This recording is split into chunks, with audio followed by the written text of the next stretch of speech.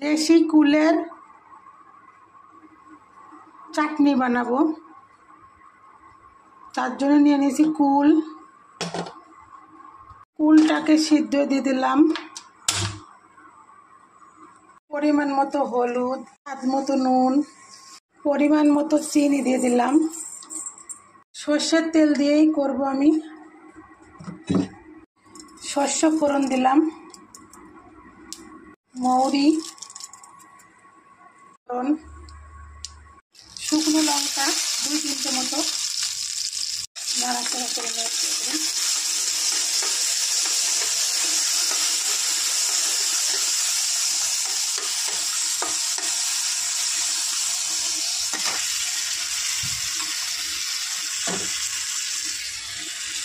আমার হাতে বানানো একটু মশলা দিয়ে দিলাম।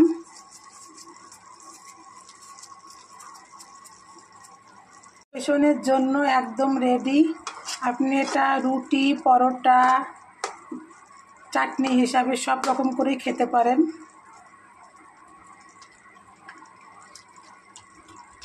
আমার চ্যানেলটিকে সাবস্ক্রাইব করবেন। আমার চ্যানেলের নাম হাই চন্দনা ইউটিউব চ্যানেল। Hello guys,